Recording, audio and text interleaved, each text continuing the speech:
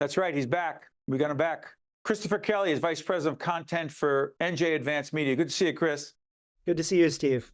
Let's let everybody know what NJ Advanced Media is. It's a media platform, lots of platforms. Go ahead. Lots of platforms. NJ.com, of course, is our flagship website, and the Star Ledger. One of our newspapers also includes South Jersey Times, Times of Trenton, but NJ Advanced Media is sort of the umbrella for all of that. You know, you and I had a conversation last time, big picture conversation about media, where we are, the digital role of digital media.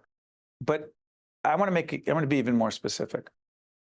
What do you see as the role of NJ Advanced Media, particularly on the digital side, in promoting a healthy, vibrant, representative democracy that thrives? Because free media is critical in that. Please. It's the question. It's a big question, and it's the question that we face every day. I think local media is in a privileged position in this fight, in this challenge in front of us, because what local media can do is really help shore up people's confidence in media, because we report on the things that you see, that you go outside your door and you see the media is reflecting this accurately, honestly, objectively, and that's what builds up trust. And I think that's what we're in such danger of losing in this realm where, people's opinions are formed on social media, are cemented by their echo chamber of friends and followers, are manipulated as AI gets into the equation, and deep fakes and images you can't really trust. You got to take it back to local media and what local news can do, which is be honest and reflect honestly about what's going on outside your door, outside my door. Chris, go back to AI, the artificial intelligence issue. The potential negative impact of AI on the information/news business, particularly at NJ Advanced Media. It's really unnerving. And I worry less about, are the robots coming for reporters' jobs? I don't think they are. There's things that robots can't do. Robots can't go to go and talk to people and probe what's going on in their minds and their worlds. They can't uncover wrongdoing and things like that. Where I worry is the way that information can get out there that is false, that can be so easily manipulated and become narrative, become a kind of fact that we have to fight against. We've all seen the photos that are completely fake but look unnervingly real. There's countless variations of that we're going to have to run up against and really, really be prepared to fight against and educate people against. And I don't know what's coming. It's a big, brave new world. Truth, right? I remember in a previous White House, the term alternative facts. I think it was Kellyanne Conway said that we engage in alternative facts. First of all, can we agree there's no such thing as alternative facts? I would like to agree with you on that, yes. Can we also agree that they're just alternative opinions? Yeah, but I think the challenge for all of us right now is that people get to curate what their narratives. Facebook. Tell folks what that means. Someone says, I love Trump, I'm in the MAGA movement, and I see news all the time that shows me I'm right. And that news is being served directly by you by an algorithm that knows the things that you're interested in engaging with, knows the directions of your ideology, knows what you're going to want to see. And so it becomes a kind of self-fulfilling prophecy. It's the same thing that when you Google, I want to buy a sweater from, J. Crew, you're suddenly getting dozens of ads for all different sweaters on your Facebook feed. It's the same algorithm, but this time it's populating your feed with information that is, designed to affirm your biases and affirm your very specific point of view. And then, when you add in the fact that there's not a lot of objective fact out there, we're flooded with objective fact colored by opinion, by falsehoods, by manipulations. It's really, really easy to decide something is true in that context. And it's really, really hard to fight against.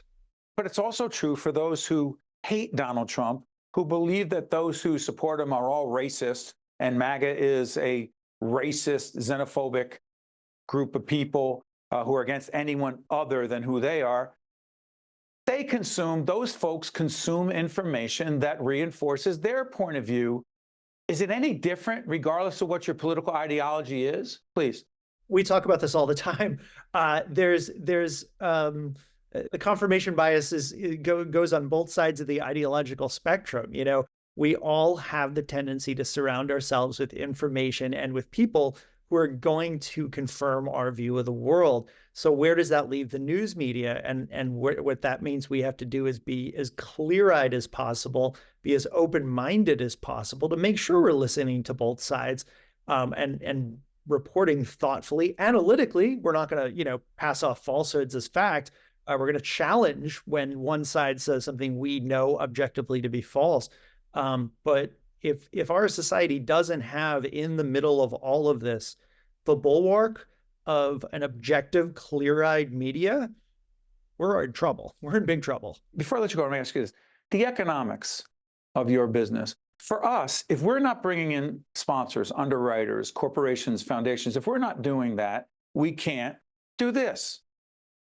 The economics of public broadcasting has evolved, the economics of the newspaper. Listen, I said to you before we got on the air, I look for my Star Ledger. Yes, I'm one of the people who still gets newspapers. Yes, I go on NJ.com and a whole range of other sites. But the Star Ledger no longer prints on Saturdays, trying to save money. People are being, LA Times just laid off 115 people today. That being said, Chris, curious, how much can you just focus on content, or is it content with an eye towards economics, please? It has to be content with an eye towards economics. And I think that goes for, regardless of what your model is. I mean, I think a lot of the nonprofits are facing the same challenges. If you're doing work that no one's consuming, it's really, really impossible to sustain that financially. And if you're in a world where, people want a very specific, a very sort of atomized take on what they think the news can be, it's very, very, very hard. You have to believe, you have to sort of have a firm faith and confidence in what I said at the top of this interview, which is that people ultimately, whether they realize it or not, need local sources of information that is objective, that is clear-eyed. And you got to stay true to that mission before you go down the rabbit hole of pandering to one side or the other, or one view. Doing all this while keeping an eye on the balance sheets is no easy task, and it's really, really worrisome. Certainly, as you look out at the landscape, you mentioned the LA Times. There's been probably a dozen others. Sports Illustrated, the Baltimore Banner. I mean, this is just off the top of my Twitter feed in the last few days. So we're headed into some really, really challenging times. I think we're also headed into a year where you're gonna see why an objective mainstream media still really, really matters. Now more than ever. Hey, Chris, thank you. Christopher Kelly is Vice President of Content, NJ Advanced Media. Chris, I promise we'll continue this conversation with you and your colleagues because we're all in this together. Thanks, Chris. Anytime. Thanks, Steve. I'm Steve Adubato. That's Chris Kelly. We'll see you next time. One-on-One with Steve Adubato is a production of the Caucus Educational Corporation, celebrating 30 years in public broadcasting. Funding has been provided by Fedway Associates, Inc., Valley Bank, the Northward Center, Delta Dental of New Jersey, New Jersey Sharing Network, the Russell Berry Foundation, the Port Authority of New York and New Jersey, Atlantic Health System, and by the Adler Aphasia Center. Promotional support provided by ROINJ and by Meadowlands Media. Hello, I'm Donald Payne Jr., Congressman from New Jersey's 10th District. One organ and tissue donor can save as many as 8 lives and improve the health of another additional 75 people. That is why I encourage everyone to register as an organ donor.